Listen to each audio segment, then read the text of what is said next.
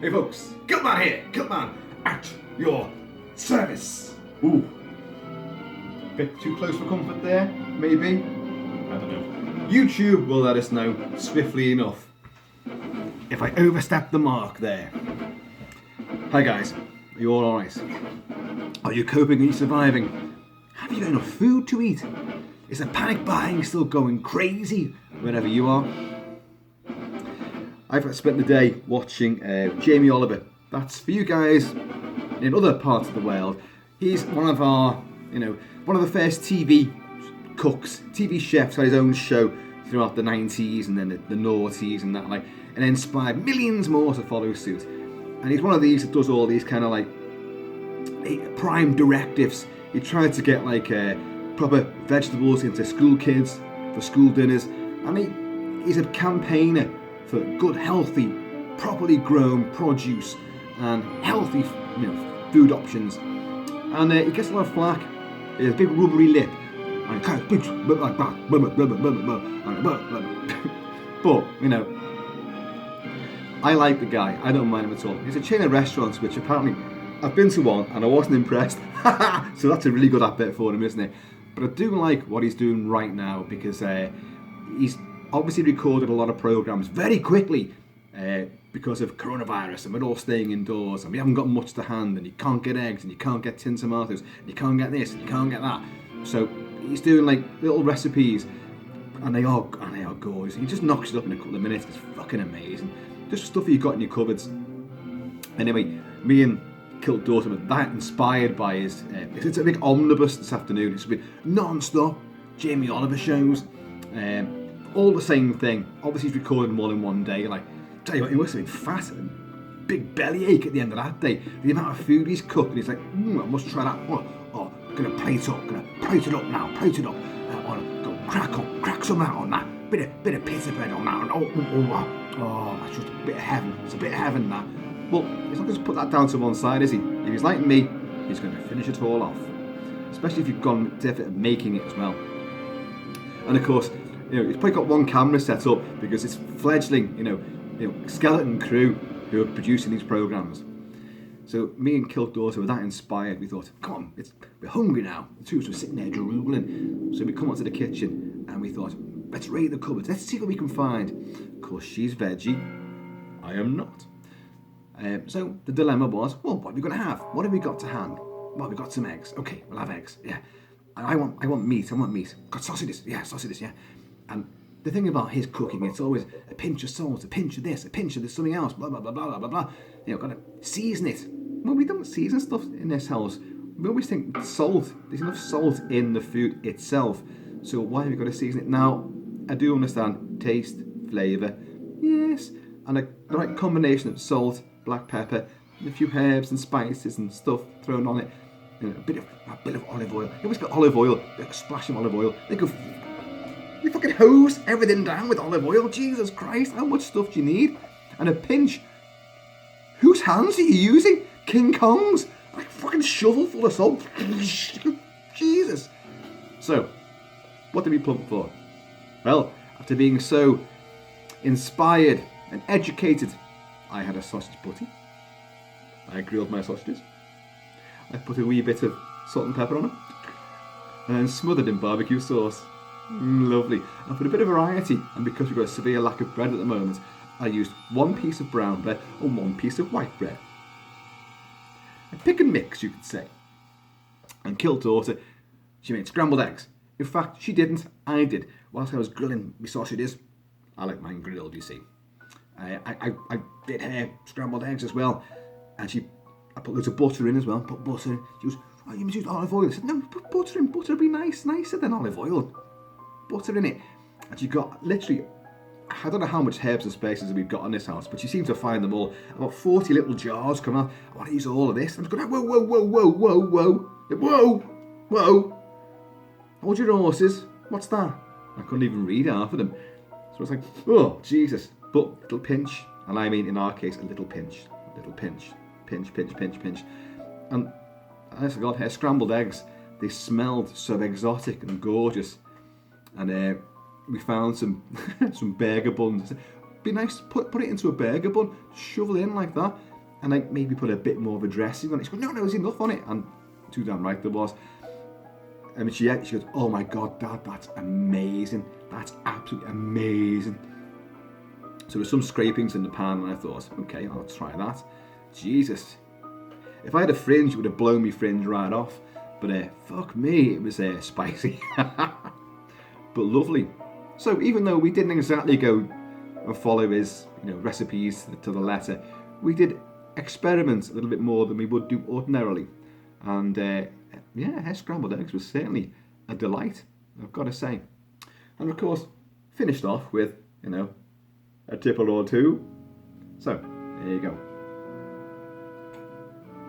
We're playing Denny Zeitlin's excellent score to Invasion of the Body Snatchers, which is the 1970s Phil Kaufman remake, starring Donald Sutherland and a young Jeff Goldblum. And it's absolutely amazing. Leonard Nimoy's in there too, and it's a great. It's one of the best horror movies of the 70s. It was big at the time, and throughout the 80s and 90s, it was very well regarded. And it seems to have dropped off late in the last few years or so. I don't see it appearing in critics' top 10s anymore. But it's a great movie and a great score as well. Very weird, experimental, jazzy, as you're just hearing now, but kind of creepy and unnerving with all sorts of weird instrumentation, and a really haunting bagpipe version of Amazing Grace, which, if I'm still talking when it comes on, I'll stop and pause and we'll listen to it. But folks, yeah, times is getting on, and it doesn't all feel like it could be the end of days. But I'm not going to go on about that. No, I'm not. I'll reserve that for other videos. We've got plenty of time for it. No, today, right here, right now, I'm doing not one, not two, but three. Count them, 3. I love to count. 3 unboxings. Yeah, and they're all unboxings on a theme. And I think, is there a buzz in the air? Can you hear buzzing anywhere? Yeah, you'll see what I mean. Now what I'm going to do, I love packages arriving. I fucking love it. And 3 arrived at once. So, the next emergency service in our war-footing condition at the moment, fighting COVID. Amazon Prime have been absolutely amazing. You might not get your food delivered, but you'll get your merchandise and tat. Yeah, make sure of that. And I got mine. So, you will definitely see a theme. And what we're going to do, I'm going to open each box and just go, hey, look at this. And then you're going to see it, and then I might say a little piece about it, but basically I'm not going to review that item. That'll be reserved for its own video. And they're all coming up because I'm really geared up for this. I was going to do this outside because, you've seen the last few videos I've done, the daylight ones. I've been walking around topless like some kilted barbarian because the heat was on, and it was gorgeous walking on in blazing sunshine towards the end of March during, the end of civilization as we know it, and it was just glorious. I was going to do that today, but all day long, someone's been fucking drilling and blah, blah, blah outside in the back, and I was like, oh, fucking hell. And in a way I thought, well, it shows that life's still going on, but also it was irritating as fuck, so I didn't do it. And then we started watching Jamie Oliver, and I thought, right, now's the time, strike, now, go outside, do it now. Went outside and it was fucking freezing. The weather actually has turned, it's not gone nasty, but the temperature has dropped, and apparently we're in for some snow. Who would have thought? Craziness. Anyway, let's get on with these boxes. So anyway, I didn't go outside, I stayed indoors. Right, number 1.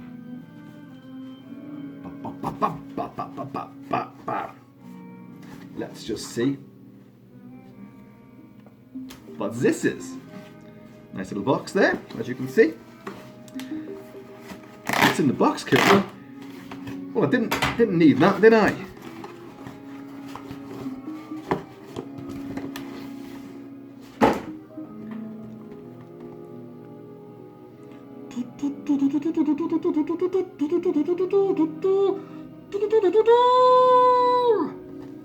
Who will survive, or what will be left of them?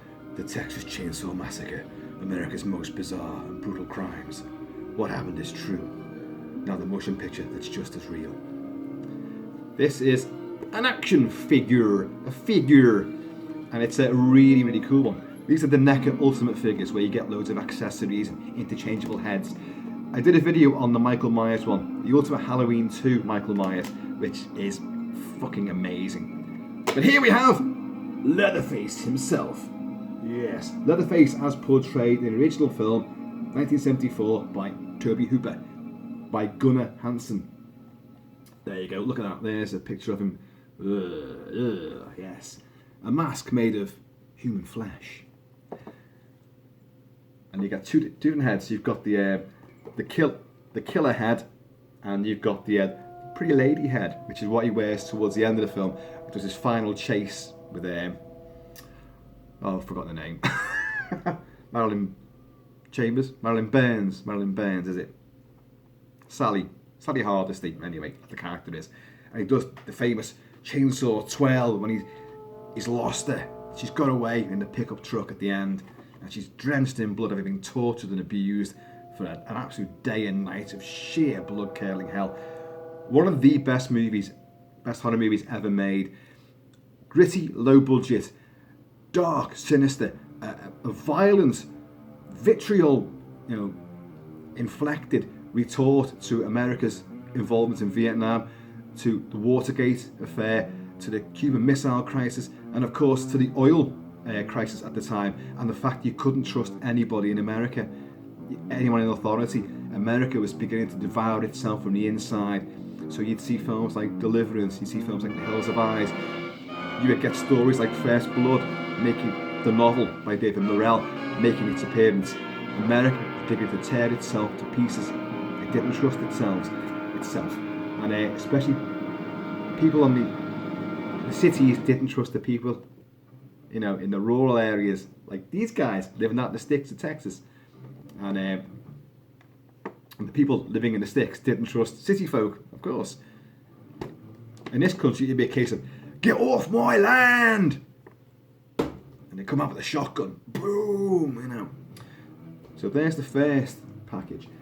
Wonderful. I will show you that in detail in another video. What's next? Here we go again. This time I do need a ski and do. Ski and do, remember the Scottish dare. Where's it live? Come on now. Joey, you know this. Joey, come on. Where's it live? Down your boot. Yeah. Down your wee booty. Yeah. Not your backside booty, not that one. Your booty on the end of your footy. Now, what's in here? I can't wait to see this. And I'm not going to show you too much of this because this is fucking amazing.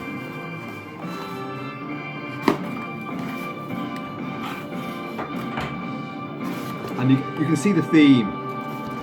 You can guess sort of what might be in here. It's someone's face, Kilt-Man. It's someone's face in a bag. What the hell are you doing? What have you ordered? Are you insane?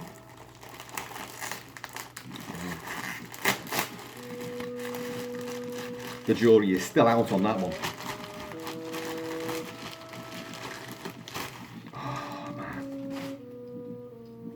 It is a mask. Indeed it is.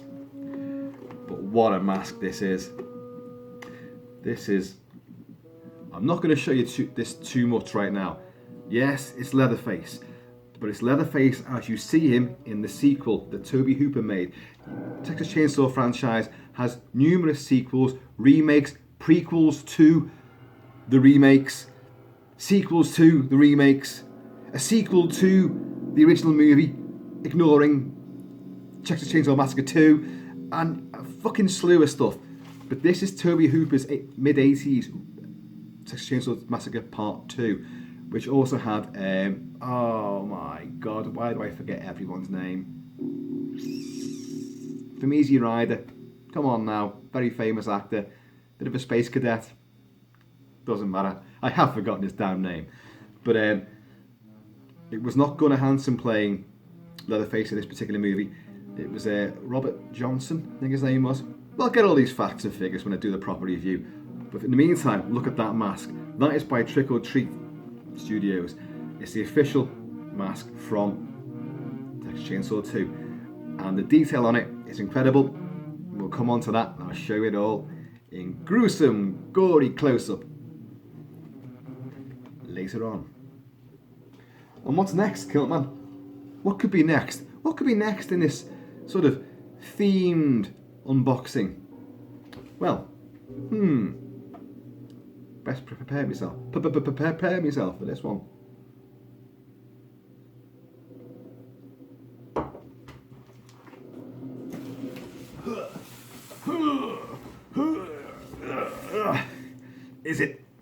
Is it a cello, Kilt-Man? Is it a saxophone? Is it a banana tree? Is it something for Mrs. Kilt-Man, which you ordered by mistake?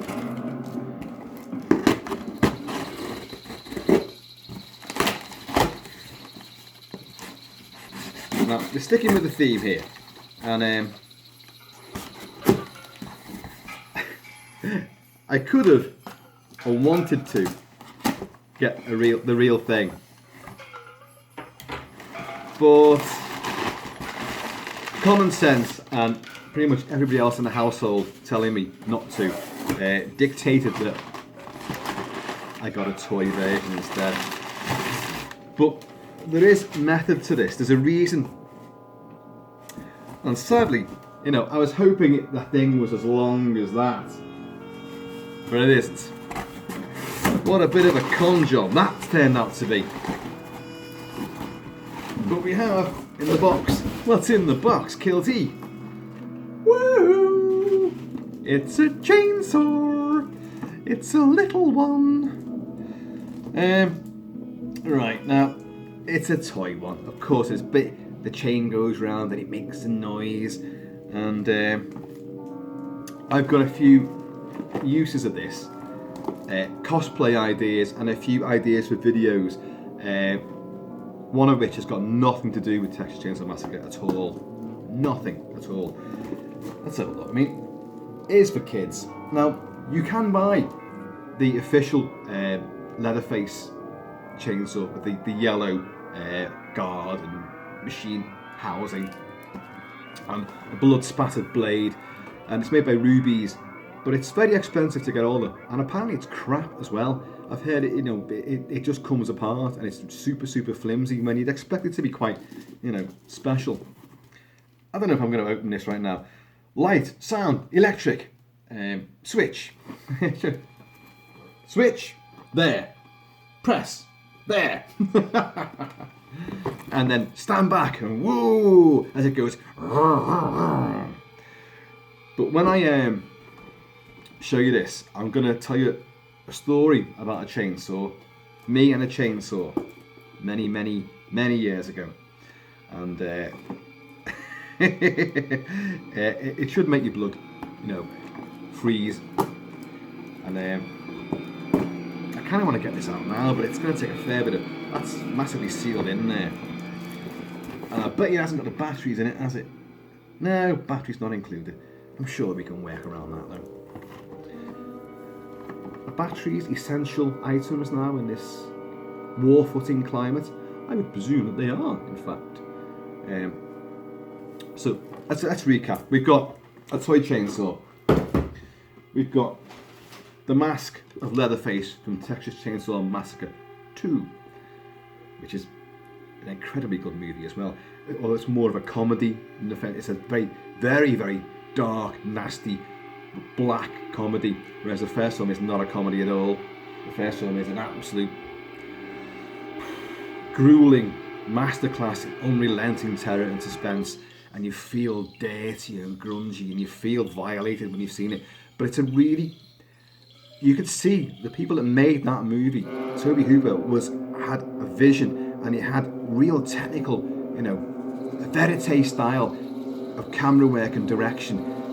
and a brilliant command of really, absolutely, people who weren't actors, friends, family, people who were just not professionals, and yet they delivered jaw-dropping performances that have now become indelible across the horror franchise. Absolutely incredible stuff. And the film is now it's in the US Museum of National Art and whatever. You know what I mean. It's hailed as a masterpiece by all and sundry. Yes, censorship problems around the world. For a long time, it was not shown in the UK. It was never banned. It was never actually banned. Certain areas, certain regions, certain cinemas in different cities could show it if they wanted to. London couldn't show it for some reason. They argued so badly against it, they would never show the film. And then it became the classic renowned film it is, and it got released properly. But Texas Chainsaw 2 then got enormous problems. In fact, possibly even worse problems all around the world. But that's another story. And that's that guy. And then of course we have the original. The original. That picture there is actually a picture of the figure. That's a figure standing in front of, I don't know if you can see, when I show the box properly, at the back of him, that is the image, that image there of all the bone and skull trophies adorning the wall in the Sawyer clan's farmhouse. That's the image at the back of this pack here. So when you take him out, that image is there. So you can stand him in front of that and you achieve that image there. And it's got all sorts of nasty stuff. And his tie, sadly, has been stuck up by the packaging. So we'll have to work on that. Can't have his tie with the jaunty little hey! And of course he has the chainsaw. But we'll cover all that in depth. Folks, kind of going to leave that there for a little bit. Oh no, I'm not. Let's play this. Let's go out to this. In the film Invasion of the Body Snatchers, Donald Pleasance and I've forgotten the girl's name. Brooke, is it Brooke something? Let me get to this. I will find this name. Brooke Adams. Very nice. They alone seem to escape. And of course, the idea is if you fall asleep and there's a pod nearby, it will consume you. Your real person will crumble and flake away, and the pod version of you, the pod person, will emerge and take over you. But you will be devoid of all emotion. You will not be human anymore. But Donald Sutherland and Brooke Adams escape, and he goes to try and find a way to get away. They've got to escape from the city. Where are they? I think they're in San Francisco, aren't they? Yeah, they've got to escape. So he gets down to the bay and he sees the ships being loaded, and he thinks, oh my god, we can get out on one of the ships, we can escape the city and get on one of these container ships. And as a sense of optimism, he hears Amazing Grace playing on eerie bagpipes. But then he spies that what the ships are loading up are crates of pods to be transported around the world. So it's all over. Of course, he runs back, and sadly, she's fallen asleep. And he's like, no, why, Elizabeth, that's the character's name, Elizabeth, why? And she falls to pieces in his arms, and he unleashes a horrible wail of pain and sorrow. Donald Sutherland could do that. In the film Don't Look Now, remember Don't Look Now, where he and Julie, why do I forget everyone's name? Julie Christie. They lose their little girl, she drowns in the pool, and she's wearing a red raincoat. They go to Venice, he's an architect, they go to Venice to try to get over the death, and Venice is in the thrall of a serial killer who is dressed seemingly like his daughter, his deceased daughter, a red Macintosh, and he begins to try and trace, that. Anyway, we won't go into what happens there, but we know it's not his daughter, okay? But when he cradles her body, again he unleashes that wail of just pain. And Invasion of the Body Snatchers also features the alien wail, which is this. It's on, and they always, when they see someone who's not one of them, it's a human, they go, like that. Only this is the noise that comes out.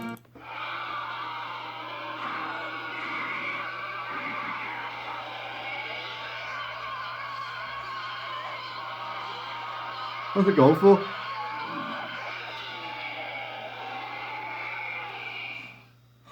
Go for that. And he does it really well. Obviously, Donald Sutherland does it all his own wailing and screaming and shouting. Here's Amazing Grace though.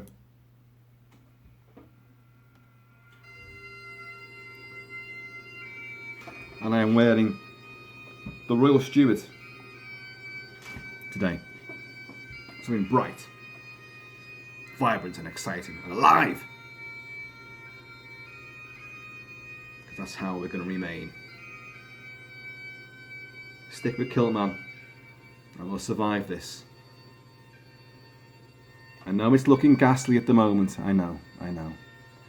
I've got videos lined up to talk about that in a bit more depth, a bit more seriousness, and a few not so serious. You know what I mean. But as worried as I am for everybody around the world, and obviously the UK, you guys in America, you've really got it coming back. You can point the finger at one guy in particular who's going to make it 10 times, nay, 100 times worse. And he has signed your death warrants. There's so many of you. You've got to take that guy out. If you want to stay alive, take him out. He lives in his own dream world. Extinguish that dream world if you want your world to carry on.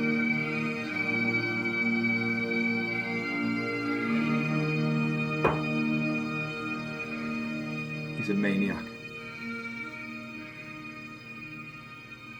See, there was the hope that Donald Sutherland has when he sees what they're really loading onto these ships. And it just fades away. The chance of escape is gone. There's nowhere to escape to. Kind of what you feel like right now. Anyway, folks, that was like a triple unboxing and a weird hodgepodge talk around, emergency cuisine, how to feed your family using herbs and spices, lots of seasonings, and chainsaws, and how you should use them safely. Action figures, whiskey, and the weather's playing funny tricks on people at the moment, and how to go in a totally alien manner. Folks, please take it easy. Be happy, be safe, be cool. I will be back. I'm looking at the clock now. As if I'm going to go, I'll be back in half an hour. But I might be. I've got nothing else to do. And there's only so much Jamie Oliver TV cooking you can actually watch, before you start to eat your own feet with a bit of seasoning on it. A bit of salt and pepper. Ugh, fungal nail. Ugh. Well, there's a bit more meat in that. Ooh. Yeah, a nice Chianti. Anyway, folks, in the meantime and in between time, please keep a smile on your face, keep your chin up, keep a twinkle in your eye, keep your ear to the ground. Try not to get miserable, try not to get moping. Make the most of what you've got right now. Things can only get better. Just not yet. Anyway, I'm going to see you all.